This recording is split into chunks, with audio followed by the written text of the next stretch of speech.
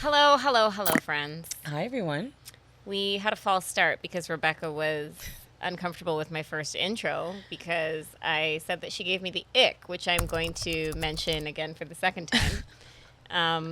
Because she did the thing with the clapper and it was so fake and forced. I don't know if I would call it the clapper. I think it's the episode counter. We literally just asked the producer and he said it was called a clapper. We gotta go with I know, what he but says. because he said it's a clapper doesn't mean it's a clapper. I don't know. You I what think I'm saying? I think it's a clapper. Also, We're gonna the have to clapper ask. doesn't sound right. We're gonna have to ask Siri. No, that's because you're putting a sick perverted twist. It's called a clapboard. Oh, a clapboard. See, Okay. I told you it wasn't a clapper. It didn't make no sense. All right. Yeah. Makes sense, though. It does make sense. Rebecca 1, Stephanie 1, Doob 0. Look how I ushered I love myself this. into the I winning love team. this. I love Okay, so this. you have a lot to fill us in on because you went to. Jamaica, I had, as you can see, the best time ever. I spent a lot Sorry, of time. there's also people that don't watch this; they listen to it. So please Oh, describe yes. what you're okay. referring to. I'm referring to my beautiful tan Oh, golden Lord. skin. She is really tanned, and she looks like a pizza pocket, like just a perfectly happy baked pizza pocket, a very happy Yeah. pizza pocket. Yeah. I just love Jamaica. Where did the you go? Food. Okay, so we went to Ocho Rios. My aunt, she bought a place there. We went to go check it out, but we also stayed at a resort. Did you actually check the place out? Because We last time when we did. talked, you said it might not We- be ready. So we went to go check it out, and the one thing I should warn you guys is in Jamaica, when they tell you the house is ready, the house is definitely not ready. And when I say not ready, like no tiles, no grouting. That's all of the Caribbean. That's not Like- just. We also dealt with that when I went to Guyana. Yeah. So the house wasn't ready, but it was meant to be because we had a great time on the resort, and the weather was absolutely perfect. The food, I have to say, I love the food in Jamaica. It's phenomenal. I definitely could not Are eat you talking that about the way. resort food? Yeah, I couldn't eat that way long term. Like the jerk hut, like they had a jerk hut on the resort. I find that the resort jerk huts are not. They don't quite do it for me. No, the resort jerk hut was slapping. It was the Rio? so good. Yeah, it was Okay. so good. Honestly, Okay. I absolutely loved the jerk hut, but like I could not eat that way long term. Like all of that fried food, like I had fried fish for breakfast. I love. And, like- Listen, there's no greater time than fried fish for breakfast. Hilarious. It's just a lot. Like I feel like I think by the third day, like when I ate a cucumber, I'm not joking, you guys, I had goosebumps. I was like, Your oh, soul is being nourished with I a was vegetable. just like, is this what a vegetable tastes like? So I had a wonderful time in Jamaica. I came to the realization that I can make a lot of friends very quickly on a resort. I am a good hustler. What do you mean hustler? What were you hustling for on the resort? Not on the resort. So we Like went it's to a like prison a yard club. or something. I need you to be for real. No, we went to a club in like the A resort city. club? No, not a resort Okay. club. Like a club in the city. Okay. And at the end of the night, it's like 5:30 in the morning. So the And beginning of the morning, not the end of the night. Go on. At the end of the party, like everybody's outside and they're like getting jerk sandwiches. And I wanted a jerk sandwich, but I spent all my money in the club. So I have no money on me. Broke ass. Broke. I am acting bitch broke. behavior. And because we're not on the resort, it's not like I can go run Broke and get the catchy. money. So I go. And sorry, none of your friends are there. Like, don't So worry, I'm with Bex, my I got friends. it. I'm Okay. with my friends, Okay. and like one of them's like, "All I have is $2 for you," and I'm just like he just bought a sandwich. He hustled it from 10 to 7, and he's giving me Oh. $2, and I'm like I can't like I don't want to insult the guy. Like, don't you have more money to give me? He's like, no, I gave you the $2. You got to work with it. It was like a very like, let me help you, you Yeah, pathetic yeah. person. I know you can't And do this anything. is your friend? I would never treat you like But that. no, thank you, baby. Unless But you're it's trying not to like eat my that. But you know, like cauliflower. it's like when you give somebody the $2 and Yeah. you say, like, that's not my problem. Like, if you can't make it work, whatever. Yeah. But he knows that he bought a sandwich for $7. So Yeah. what am I doing with Right. 2? So I'm thinking, I'm like, oh, I don't want to go up to this guy and insult him. And then I look over and I thought, you know what?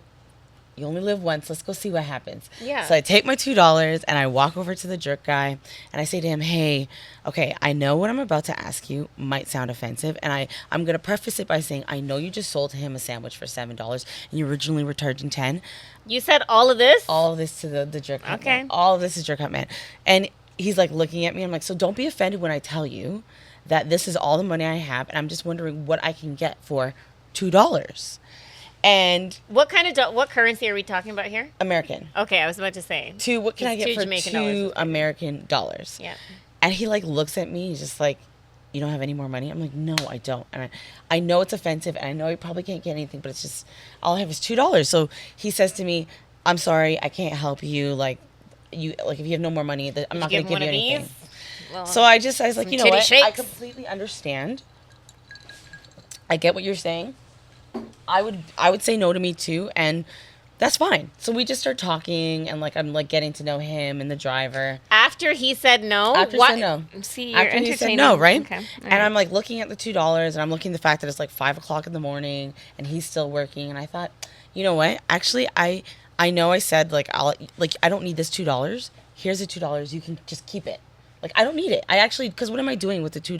And he's been working so hard. So I'm like, you know what, just keep the $2. And the man looked me in the eye and he's like, you can have a sandwich. Oh, and he went and he gave me a sandwich. And I walked back and the boys, all their jaws were on the floor. And I thought, yeah, and that's how it's done. Kindness costs nothing. Okay. I love that for Kindness you. costs nothing. So I had a really, it was a nice moment. The sandwich was fantastic. And I felt very proud. And the guys were like shocked because the guy who gave me the money didn't even think I would do anything with the $2. I think he was just like trying to make a joke of it. And you didn't have to do anything, like you didn't have to shake your titties or anything. No shaking of the titties. I was just exercising kindness. I love that. So it was so nice. You know what that reminds me of? What? Don't give me any spoilers because I know you watch Survivor. I love Survivor. I'm really early on in Survivor. I haven't gotten that far yet on the Okay, season. I haven't either. But in one particular episode, you know when they get sent to like the island? Yeah. They get sent to the island and they have this challenge to fill. They have to like fill something with water, I think. Oh, yes. Yes. And the guy broke it. And yes, he broke it, so he Yeah. couldn't do his challenge, and he started helping the other guy fill did. his bucket. And I cried at that because I cry at everything. You cried? Oh, Yes, my God. because Wait until you see this season because there's going to be no, that's another the moment. season. There's going to be another one. another Okay. moment. No, I think amazing things do happen when there's kindness, and it was very touching to me. Also, I think there's certain people that understand like the power of Survivor as a show, Absolutely. and like I've come to realize love it. Survivor. I think the first time I saw it was when what was her name? The black girl. I think her name started with an S. It was like seasons and seasons and seasons ago, and the challenge was finished, but she wanted to finish it, so she kept going, and they were all just rooting her on. I don't know. I like little moments That's like sweet. that. That's I'm very, into that. very I'm sweet. into that. So it felt really you good. also had something to tell us about you uniting two completely polar. Okay, go ahead. I want to hear this story. So on one of the nights at the resort, like the night that you sent me a photo of you and two strange men, and I was like, "Is everything okay?" Blink twice if you're okay. I was like, "Who are these guys?" She was like, "I don't know, my new friends." I knew exactly who they were. It's not that I didn't know who they were. I always knew who these people were. Okay. So one of them is a white guy with braids, lovely, Zach. What kind of braids are we talking about? Like cornrows. Okay, that's okay. And he served 8 years in the Lindsay prison. In the Lindsay, Ontario. Yeah, Lindsay, Ontario. What crime did he say? 8 years is a hectic crime. I think it was like robbery and stabbing somebody. I'm pretty sure. Who is there to stab in Lindsay? Why are we but stabbing you go people to in Lindsay. Lindsay? He lives in the Schwa, so. Oh, Yeah, okay, that explains everything. Zach, I'm sorry if I'm putting out your business. I'm sure nobody's thinking about you Zach in this is moment. probably back in. No, Zach is here. He's in Oshawa, probably. Does he have the link to our podcast? No, Then he talk does your not. shit, Okay, girl. I'm not talking shit. Because Zach was a fair. lovely person who Not you using his actually government. It's fine. turned his life around. We love that. You know, like I think because he has 2 kids, he really realized through prison that like the life he was living was not going to be fulfilling as a father to his kids, and he wanted to change for them. And I feel like that's a really sweet story. And like his father was not good to him. And like the way that his father talked to him was like, you could see why he ended up where he did, because he didn't have the right parents to nurture him. So like I'm having like this whole moment with Zach. When Zach was telling you about his childhood, did he cry? No, he didn't. I think he diminished his experiences and like brushed it off like it was normal or not that big of a deal. Trauma response. But he wasn't, but he would be like, oh, Bags, honestly, you're, and this is, the funny thing is like, this is all happening at like a group of 7 people. And they're all just like watching me and like just talk to Zach. And like one of the guys came up, he's like, I just find it so fascinating to see you two coming together from such different worlds in the same city. Yeah. And like, well, not the same city. Let's not upset or the like, people. but like, because Lindsay is a very they were different from way. London, right? London, UK. Yeah, London, Okay, UK. got So it. for them, it was like, Yeah. we might as well be the same people. Got it. Okay. So he's like, it was so interesting to see you guys come together. So I made friends with Zach, which was really nice. And I feel like maybe we had some breakthroughs. And then we met this other guy named Jamil, and he was a New York Police Department police officer. NYPD, yeah, whatever. Okay. Yes, he was NYPD. And the thing is I feel like Zach was kind of apprehensive to him in the beginning because obviously he doesn't He's have... like the enemy. Yeah, like, these guys are pigs, blah, blah, blah, blah, blah. So I feel like Zach felt a little apprehensive to being cool with Jamil, but once everybody went to bed, it was just like the three of us playing pool, and like Zach went up and got money, and like so that we could specifically play. It was a lot. It was so much fun. And at the end of it, like Zach said, wow, you know what? I'm so glad I got to hang out with like the three of us and got to see a different side of a police officer.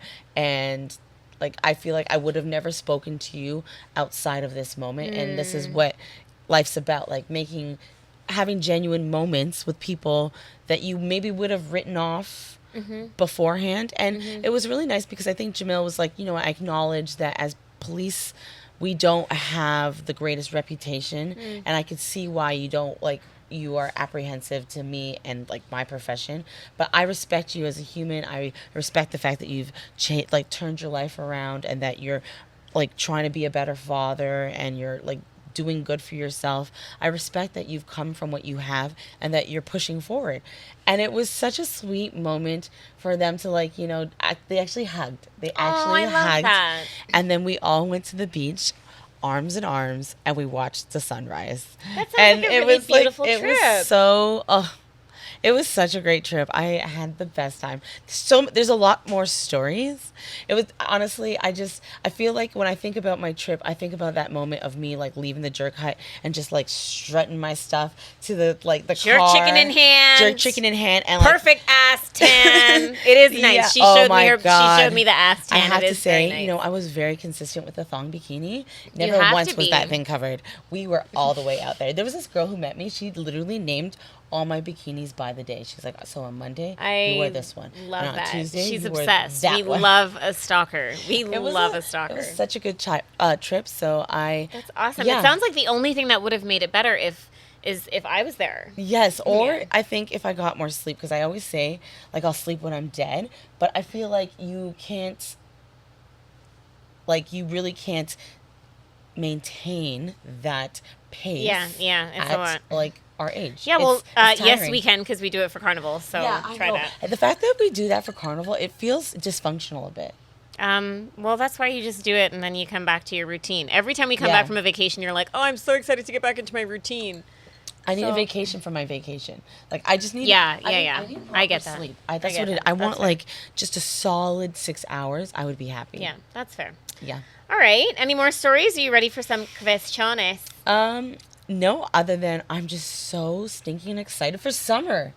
Yeah, The sun summer's is gonna be great. We shining. actually decided to like just do like a national summer kickoff party. Yay! Everybody, give a round of applause for National Summer Kickoff Party. Woo! Look at the people in the crowd today. Oh my god! Oh my god! It's I was crazy. driving with the Kidding, sunroof there's literally no one in the open, studio except us and our producer. getting a tan. It was Yeah. beautiful. You have a sunroof in your car? I do. Oh, I feel that's like- the one thing I wish I had in my car. I'm telling you, since I Yeah. have it, I'm like, I don't know how I ever function. Oh my without god, it. it is. And the thing is, I went from having it to not having And it. it's like, oh god, yeah, why? man, I feel like I'm driving in like a school bus. It's so It's not ghetto, even that. yeah. It just feels dark and dreary. It is dark and dreary. For Like, sure. when I I keep even my close windows it- down, but like sometimes I don't want to mess up my hair. Like, have you seen this slick back? If you're not Yeah. watching and you're just listening, know that the hair is perfectly slicked back. Yeah. Thank you very much. My hair got caught in the sunroof, actually. That's embarrassing. That was terrible. That's embarrassing. Yeah. Okay, so questions. Question number one. That's for Question you. number one. What's the biggest age gap you'd be okay with? And when we say okay, what does that mean? I don't know. I guess like comfortable. I mean, okay, so if you were to have asked me this question when I was in my 20s, Yes. I probably would have said like a 5 to 7 year age gap max. But now that I'm in In your 20s? in my 20s, yeah. I think that's love reasonable. an old man in your 20s. Well, I'm in my 30s now, and I think just given that and also where I am in my life, I'm okay with like a 10 to 15-year age gap. I have a 15-year age gap Yeah. between me and my current partner, so I'm there. Yeah. But I think that him and I work for a lot of different reasons, and a lot of the issues that plague age gap couples don't really plague us. The first thing is that we both came into the relationship with our own children. I think one thing that age gap couples struggle a lot with is the pressure to even make the decision of whether to start a family together. As we know, biology is not as kind to women as it is to men. So it does put a sense of like pressure and urgency on the situation. The other thing I think that can lead to, like Bill Belichick and his girlfriend. Have you heard about that? That's so I think creepy. he's 73, is he? You know what? It's and like, she's in her 20s? I think the one thing is I respect her game. I think you should just be very, like, own your game. Like, if do it with your chest. Yeah. Precisely. I respect it. Just own it. Like, don't gaslight me. Precisely. Into saying it isn't what it is. Yeah. So I think sometimes couples can have that issue where they feel the pressure, they feel the stress. A lot of times what you end up with, especially in cases where like the woman is younger and the male is older, and I would be curious to see statistics about what the dynamic of the age gap relationship is. How many of them are like Cher and what's that guy's name? Sonny? AE? No, not Sonny. Sonny's dead. Cher and AE. Oh, the blonde one. Yeah, the blonde. Amber Rose's baby father. Is that Amber Rose's baby daddy? Yeah, girl. Yeah. I love Amber. Right. No, I don't actually. She's been very problematic lately. That's a conversation for another day. All right. But women end up doing a majority of the child rearing because the men that they're with, are probably not mentally in the space to want to like have new kids, and if they do, older men? Yeah, when it's a dynamic where the woman is younger and the man is older. Okay. I don't think that men at that age where they're like, leaving their careers and whatnot are always in a place to want to have children. It's usually at the woman's request, I would say, unless it's one of those weird situations where the man thinks, well, let me get her pregnant as a sense of ownership. What which if is he's also dying very to common. be a father? For sure, and that's the thing. But just because you're dying to be a father, I don't think that means that you are physically capable of fulfilling the physical demand of child rearing. So you're saying like 60 and like doing like alley-oops? Yeah, like it is a physically demanding job. I think like I'm a parent, I know that. Like it does it's a lot of chasing around and whatnot. So that's one thing that works for us. I think not having to just deal with that stress, like it's not do or die for us because there's kids already. Like he's got 2 kids, I've got my daughter. So it allows us to just take our relationship for what it is. Yeah. We can be leisurely, we can have more fun with each other. It allows us to live in the moment a lot more. Because it's not that question of, there's not that ticking time bomb, right? I think the second thing that works very well for us is the fact that we have so much in common. Like, but does that have to do anything with an age gap? It does, because if you think about it, how much can you have in common with somebody who, depending on what your age gap is, didn't watch the same shows as you, didn't grow up with the same technology as you, doesn't have the same sense of pop culture understand, like, you know what I mean? Yeah. It's so different when you're hanging out with someone your age versus when you're hanging out with someone that's older. And I don't know what, like, the age version of code switching is. Because code switching is like a racial thing where you change the way that you speak to like better fit in with the crowd. But if you're dealing with somebody who's older and you're trying to, present yourself as someone who's more mature or whatnot, him and I don't really have that issue. Like we have a lot of differences, but we also have a lot of similarities. And I believe it was our last episode, maybe the one before that, we talked about dating non-negotiables. And mine was needing a partner who is into carnival. And if you know me and him together, like we are just 2 carnival junkies. So that works very Unforgettable, well for us. I feel. Every time I hear Unforgettable, I think about you guys. Oh, I love that. And the third thing, and I feel like this is something that a lot of women, maybe you can even relate to this. Tell me. I think that for women, as we get older, as we make a bit more money, our salary starts to increase, we're starting to climb the corporate ladder, you start to amass some assets for yourself. The dating pool shrinks. Oh, yes. The dating pool shrinks. For men, it has the opposite effect, right? Like men will get older, they'll get richer, they'll get smarter. And they get more girls. They start to get more cars, more houses, and their dating pool expands because they can date younger and younger and younger. Yeah. But for women, the opposite is true. So I think when I really sit down and think about the fact that, like, what is it to be a woman in her 30s if you're a 6-figure earner, like, realistically, sometimes you do have to go up in age. So when I think about it from that perspective, I'm like, you know what? It does make sense that I went up. In order to find like a suitable and compatible partner. And when I say suitable and compatible, what I really mean is somebody who can, one of two things, either bring to the table what you bring to the table, or number Match two, not be threatened by it. Because I've dated men.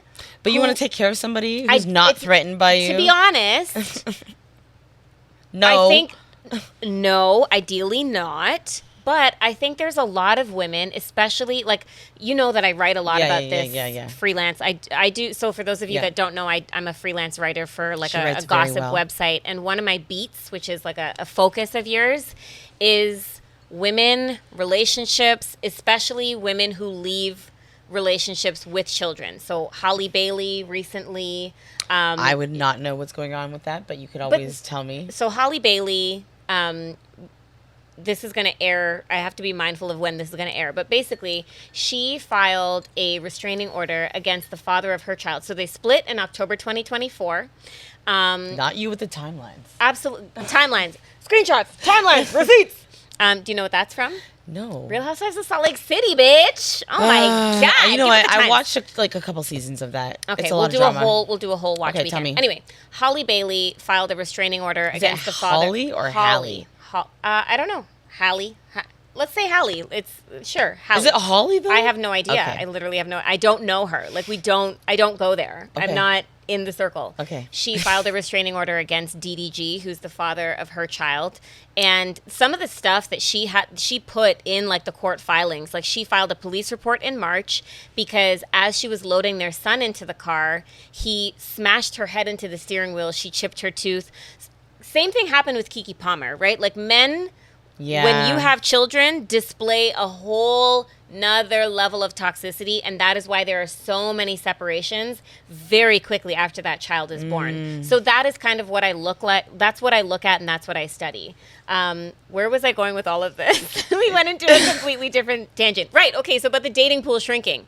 So what I'm saying is, with the amount of women who are taking their education to another level. Like, you have your master's. Like, you know all about this. Like, there's women that are very serious about their pursuit of education. And I think that makes sense because women are not dying to, like, just have children and bake bread all day. Like, that's not, right? We're pursuing our careers. We're getting very serious about it. And I think that's what's leading to this great divide where it's like, well, you know, the men are talking about the male loneliness epidemic, and because you guys are locked up in your rooms playing video games, and women are out here in the streets like we're doing our schoolwork, we're trying to get our degrees. Our values have changed, our schedules have changed, our timelines have changed. There's a lot more women freezing their eggs and having more agency over their reproductive decisions. There's a lot less male involvement in female reproductivity now. So things are just changing, and the dating pool shrinks for women who amass more for themselves. You don't need to tell me because I 100% understand. I told you in the last episode, one of the problems is I can't be with a stupid person. Yes. Unfortunately. No stupidity over here. And the reason is because I've pursued like my own education and I've pursued like bettering myself that I don't want somebody who's not on that same wavelength. Yeah, we did talk a lot about the wavelength. So when we say wavelength, we have to do this with our arms. But I think what we as females need to kind of don't acknowledge. Say females. It sounds very red pill.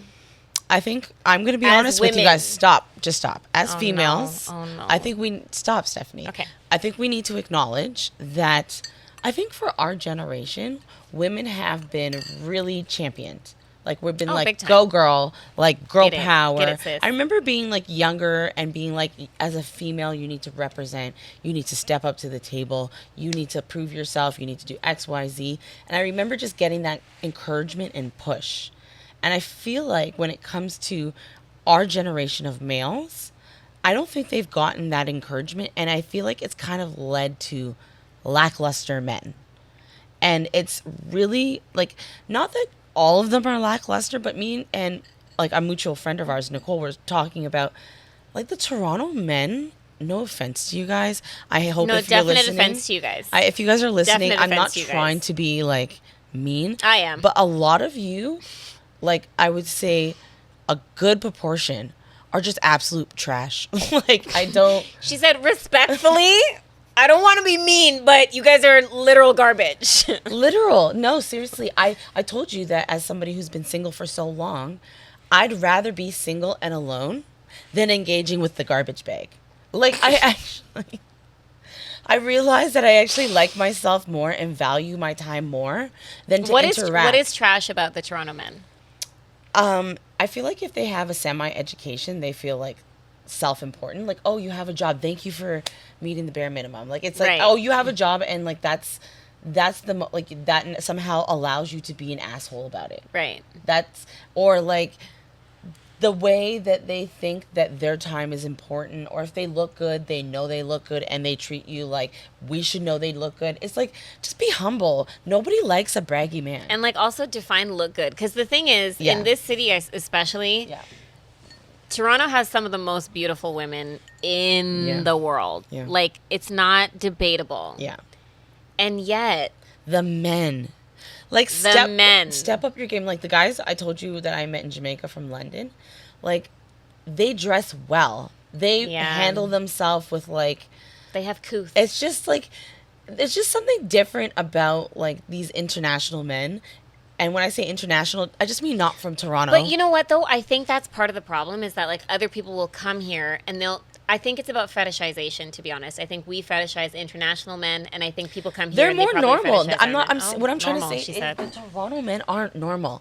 Okay. They're not normal. And Okay. what I'm trying to say is like it's hard out here in these streets. And this is why Stephanie's always like, Rebecca, why are you so single? I'm like, well, like, do you see the options? That's true, because you go abroad, you fall in love, but you're in the city, and it's like, this guy brought me on a date, and we had to stop at Canadian Tire. If you haven't heard Rebecca's first date story, please do go and listen I have to so it. many. So, okay.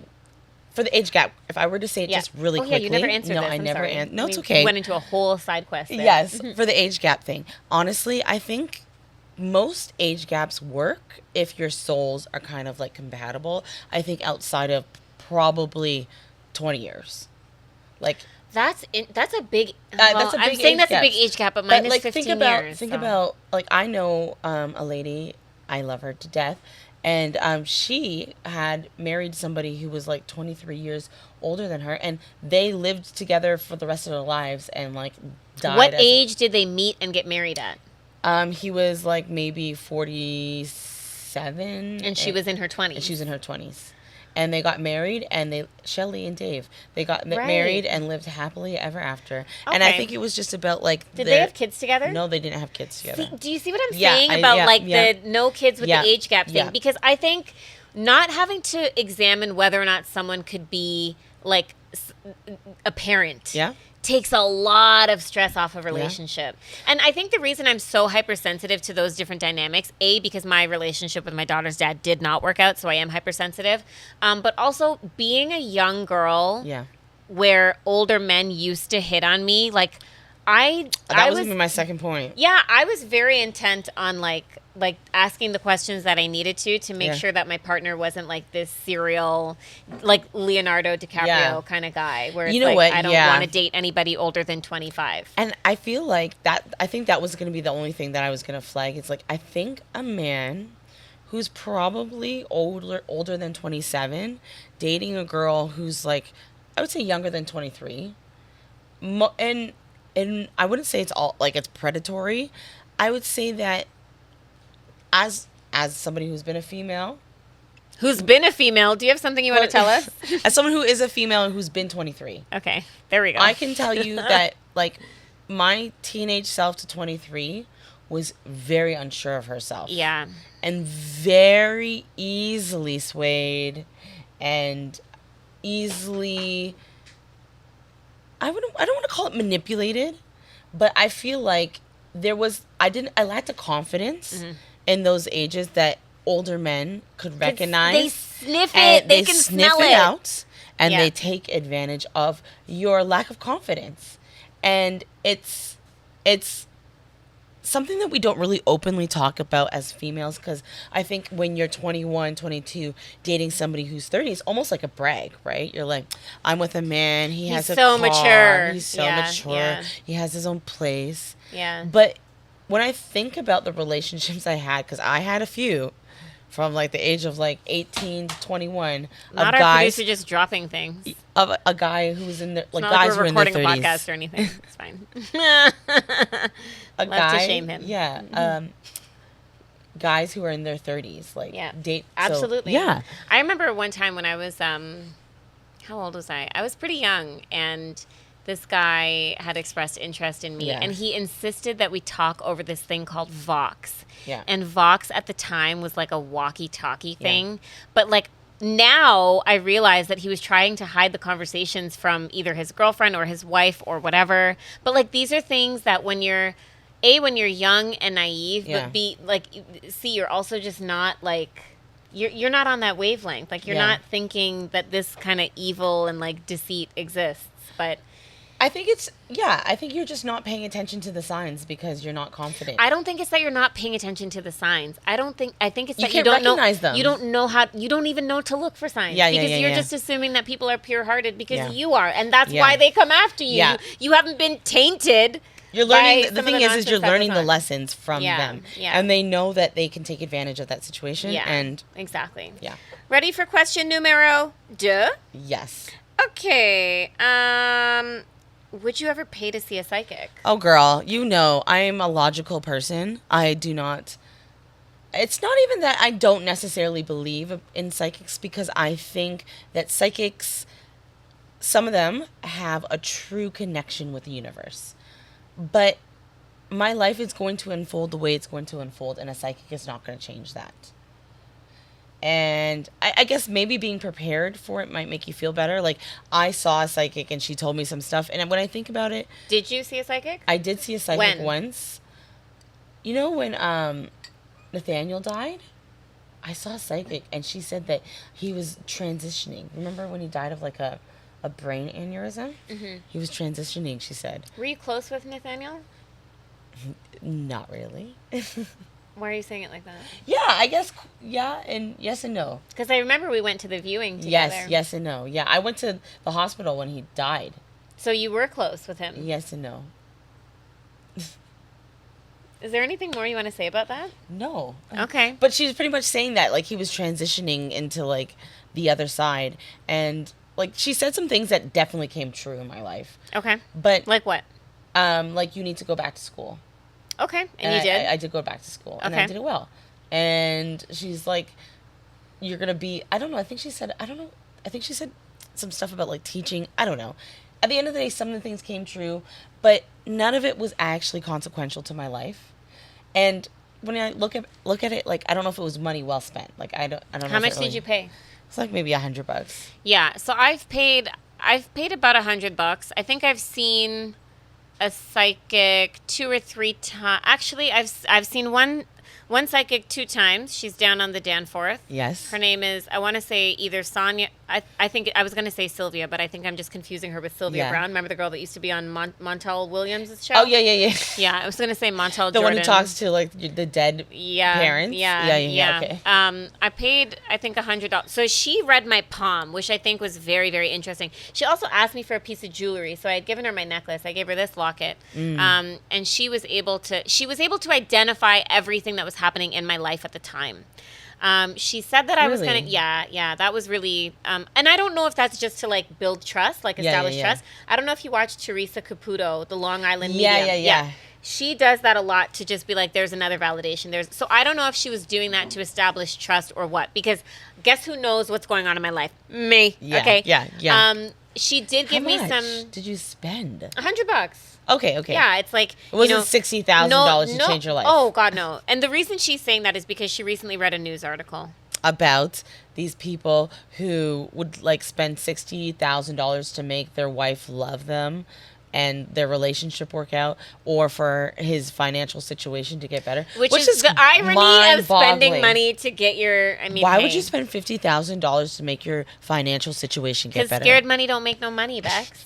Scared money don't make no money, okay? But they were sad. They were embarrassed. And that's why I wonder. Because it's so embarrassing. But are you embarrassed about spending $100? I'm not embarrassed about spending $100 because I have $100 to spend on a psychic, for sure. Well, if you can gamble, you can definitely go to a psychic. Precisely. So she read my palm. Mm-hmm. She did tell me that I was going to get pregnant later on in life. And I was like, she? oh, God, what does that mean? What How else long did ago? she say? When did she do that? When is this lady? I went once in, I think when Ronaldo and I were, I don't want to say his name. I'm sorry. When my daughter's dad and I were separating. We don't talk about Bruno. We don't talk. That's such a good, yeah, you're right. And then I went again fairly recently when me and the other one were separating. Yeah. I tend to go at like cathartic times in my life. Do you feel like it gives you a sense of direction, or do you think it tells you things that you actually like? Are you looking to hear? I think I'm looking for direction. I think I'm looking for direction. Do you get it? You feel like by the end of it? I don't know. There's also there's a woman on Twitter that I follow. Yeah, tell me. And her name is Death by. Is this one of those zodiac readers? She's into the zodiac stuff too. Yes. She's a very talented astrologer. Did I not call it? Did I not just call it? She's an astrologer, and I do feel like there's a lot of indications about your personality or about your fate in your astrology. And because I don't have the wherewithal, it's one of my to-do list things is to sit down and understand where all my houses are and whatnot. Yeah. Houses? Yeah, like you have your 12th house in this. I'm and like, your what? 7th You house have in that. like you have multiple houses that you're living in that I have no clue about. There's another woman named Chani Nicholas who has written a book. I think it's called "You Were Born for This." Yeah. And a lot of it is just, it's context. That's what it is. You're talking I wouldn't about say it's direction. I would say I appreciate the context that astrologers and psychics can provide as it pertains to my life. They see things that I don't see. Are you your sign, you think? Like the... Oh, absolutely. Yeah. I'm an Aquarius through and through, for sure. Yeah, like when I hear the description of like a Pisces woman, I was like, drag me. Tell me. Basically that like my head is in the clouds. I'm very dreamy. I'm very sentimental. Super sensitive. a passionate lover. A loyal friend.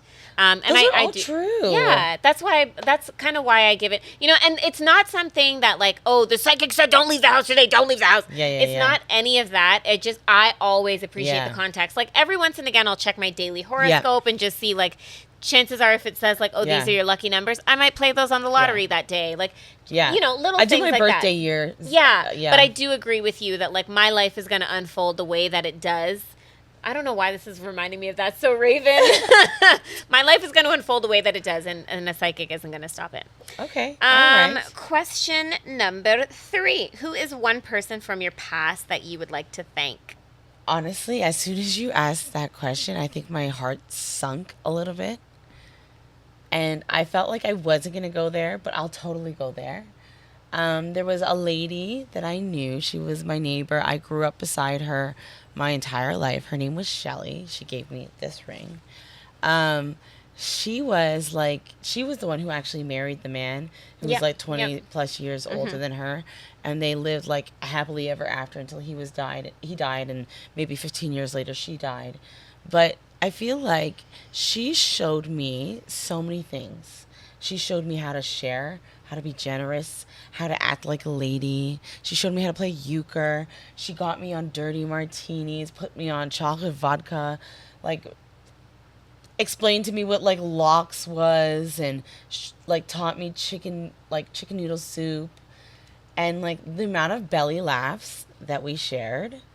I feel like it's endless when I think back on her and her spirit. I just imagine like us just like chuckling to the like we can't breathe, and she's like crying, and my stomach would hurt because I was just laughing so hard. And I think about how she really changed my life.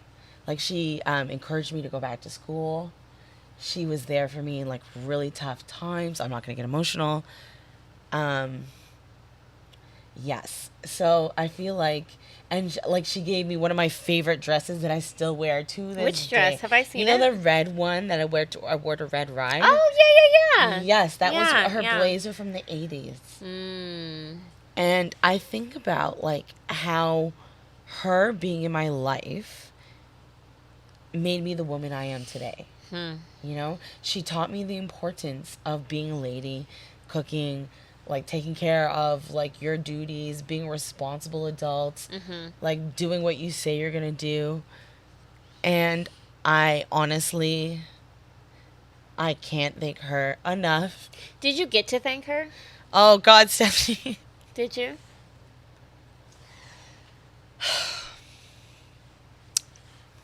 Okay. So we're not going to get emotional on this, okay? We're not getting emotional. I feel like when things get tough and I have a hard time communicating, I typically run and hide from the situations. I'm a runner. She's a runner. Right. And at the time, I was going through school, my master's, and it was a really difficult time for me. Yeah. And it was during the pandemic. And she passed away. And I feel like I wasn't there for her in her final year. And I didn't get to thank her in the way I would have wanted to. Right. Okay. So, if there is one person I could actually thank today, it would be Shelly. Oh my God, why you do this to me? I think she knows your heart, though. Like, and the reason I'm tearing up is because I know how you feel about Shelly. Yeah. Like, I know how you feel about her. Yeah. And, you know, anybody that you love, I love by default. But I really think that she knows your heart, honestly. And I also think that when it comes to death and grieving specifically, there's always going to be that feeling of, like, did they know how much I love them? Did they know how grateful I was? Did they know? Yeah. And I really do have full faith that she knew exactly who she was for you and who you were for her, too. Yeah. Big time, big time. And I appreciate you sharing that. That was a tough one. You said that you were not going to, and I appreciate you going there. It makes me emotional. Well, it makes me emotional. Like, we are emotional creatures. You know, but like, as Stephanie knows, I'm notoriously unemotional. Yeah, she's she's not heavy like- into the business of stonewalling. I think if I had to thank anybody, it would be Noreen Palmer. Oh, who is Noreen Palmer? Noreen Palmer was the lady that gave me my first job at the Pizza Nova call center. Thank you, Noreen. Thank you, Noreen. I, like so many other young people in Toronto, the east side of Toronto specifically, had my first job was the Pizza Nova call center on, what was that? On Midland Avenue. Yeah. And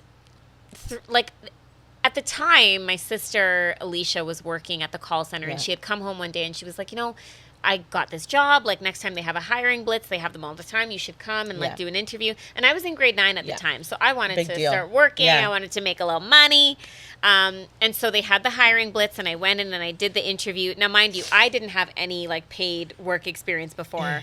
This is your first job? I was increasing. Yeah, this is my first job. Okay. My first paid job. Okay, I increased the size of font on my resume to try to, you know. Make up for it. Yeah, and so I went in and I was like, oh, this is all the stuff that I've done in like my elementary school career so far. And she gave me the job. I love that. And she wasn't like an overly cheerful person. She meant business, right? But when I started working there, and after I had finished the training, I realized, I was like, there's a lot of young black people in here. And not until, honestly, embarrassingly enough as it is, not until like a couple years ago did I realize what she was doing. And I think what she was doing was using her position as a black person with power, even if that power was just holding a managerial position at a Pizza Nova call center. Yeah. She was using that to even out the playing field a little bit. And I think she was giving visibility to people who would have had a really hard time being visible in other situations and scenarios, not because of a lack of capability or a lack of know-how or knowledge, Just but not having the opportunity. Just because they were going to be victims of bias in the hiring process, especially when you're young, right? It's not like you have a resume that speaks for you. And I think she was just extra willing to give people a chance. There were a couple guys that had been in some trouble, and she said, you know, like, you can come and work here. And by virtue of them working there, they were able to live their lives and make some money and provide for their kids and stay out of trouble. And so out of my 5 sisters, 4 of us worked at the Pizza Nova call center. 4 of us. And she hired them all. She hired all of us. Yeah. And the thing is, like, after a certain point, you were able to work from home. I love that. And because of that, I was able to also pick up another job. I started waitressing at Shula's Joe's. And love a good waitressing gig. Maybe not necessarily at that restaurant because it wasn't busiest, but that's okay. But I would do that job, and then I would go to my waitressing job, and I was able to put myself through university, you know, like taking calls, answering what people wanted on their pizza. And when you were working from home, it was commission-based only, right? Yep. And so how it worked is it was a 2.5% commission, which doesn't sound like a lot. Every $1,000 that you made for the company, you made $25 for yourself. And $1,000 sounds like a lot of money. But, baby, business parties? That's exactly it. So I would log on around lunchtime. Oh, yes. Right? Strategic. Because lunchtime, especially on a Friday. Was it Pizza Nova? It was Pizza Nova. So the Pizza Nova is like... people, a lot of businesses choose Pizza Nova. Precisely, because they have good pizza. But... I mean, if you think about it, you have a business, you're feeding, 100 people, whatever. That's a lot of money that you're spending on pizza. And so I would sit there and I would just add up and I'm like, okay, $25, 25. And like you could make a really decent amount of money working there. But I think with all this talk about DEI being so bad, I respect that she was so ahead of the curve and ahead of her time. She recognized there was a huge discrepancy, and I think she was trying to save people from, and I don't know what her personal experience was, but I think that she was just trying to make it easier for people who were coming in. And that, to me, to be honest, I think there's a lot of people who said, well, I had to struggle, so do you. No. And I think she was saying, like ushering in a new generation of people who would have had a really hard time otherwise, not out of anything that we were lacking, but just because of the way that the system was set up. So I hope that Noreen is alive and well, and I hope that she is retired and living her retirement dreams. I hope you watch this someday. Maybe in Ocho Rios. Yeah. Getting her jerk and strutting away from the jerk hut. But big, huge thank you, I think, on behalf of me and so many other people to Noreen Palmer for really just getting us our jobs. She meant business. But that place was such a fun place to work. Yeah. Like, oh my God. It was popping. It was popping. It was. And we got free pizza on Fridays. Yeah. There was a lot of guys there. I think, for people who recognize, maybe she realized that it was kind of like her job when you're the first to like kind of break through the door to hold it open for another. Hold it open is huge. You know, like, and you could easily just continue to walk and make somebody else bust through the door, but are you changing the landscape by doing that? Well, I think that's why mentorship is such a big heat. Like, I've been a mentor, I've been a mentee, and it has always been such a rewarding experience to just exchange experiences with somebody and to get their insight into how I should conduct myself. And absolutely. I've been really blessed to make it the places that I have in my career, but there's no part of me that will ever forget that I got here because I learned the importance of showing up for work on time. I got here from Noreen. I got here because when I worked at the Pizza Nova call center, I learned about phone etiquette. I learned about customer service. And I don't work in customer service anymore, but I don't think you can do any job without understanding the importance of how to talk to people, how to deal with people, how to be a professional. Whether you're in a McDonald's, a Pizza Nova call center, or whether you, like we are in government offices and government agencies. So really proud of where I've come, but we're really proud of where I am, but I'll never forget where I came from. And it very much was the Pizza Nova call center on Midland Avenue. Now they're over on Victoria Park, and they have a nice upgraded, I want to finish on this. I feel like I found the connection between the people we want to thank, and it's mentorship. It's people who, like, as females, kind of pass on the baton to the next generation of females. And I think about, like, all the strong females in my life who have really steered like the Yeah, direction. and we have a lot of them. We have a So lot of many. them. We have And, a like, lot. and now more that I'm thinking about it, It it's makes mentorship. sense. Yeah, It's yeah, kind of mentorship. yeah. It's just like, you know what it is. You've been around the block. Now it's your turn to like pass on your knowledge. Yeah. Like, you know, what is it? The elders in like the native community. Yeah. Like, you know, where they tell their stories and they're supposed to like help the next generation. I think that's what it is. It is. It is. Anything that you want to get off your chest before we sign off for episode 4? Other than I'm hella excited for pool season. The pool is opening this weekend. Oh, Rebecca, a pool hates to see Rebecca coming. If there is a body of water, I promise you, I will be in it. Even a lagoon, she'd be in that. I do have something that I want to get off my chest, and Tell it's me, a tell me, perfect tell me, tell me. segue because it's about sports bras. Sports bras? Yeah, so I put on this sports bra today, right? Okay, it's ugly, but sure. It's not ugly. It's not the nicest. What are you talking about? Okay, I've seen prettier, but let's go. Oh my God. Go. Listen, Tell my me. New Balance sports bra slander will not be tolerated. Anyway, I was going to put on a cute little pink one, but what had happened was it came out of the dryer. And for some reason, when sports bras come out of the dryer, the padding gets all messed up. I always rip the padding straight the hell out. Like what, forever? Yeah. You never put it back in? Never. That's why I can see your nipples. Always. Her nipples are My like nipples a pair of are headlights. permanently out. I don't do that, and I don't feel like I should have to do that. I just feel like whoever's manufactured, like, why not just sew? If they would just sew the padding in, I feel like that would make such a huge difference. I'm sick and tired of these motherfucking snakes on this motherfucking plate. You know, I don't know how we got there, but that's all I could think of. Oh, God. And do we have a song for the day? Any song on your heart? So I was obviously running a little bit late. And You were listening to Oons Oons music when you Yes, I pulled was. up. But before that- Her tires skirt. It hit the curb. Yeah, she literally skirt. And me and the producer were like, "What the hell is this girl on?" And then she was listening to Oons Oons music as she rapidly and crookedly backed into her parking spot. Yep. That was me. That's pretty much Bex in a nutshell.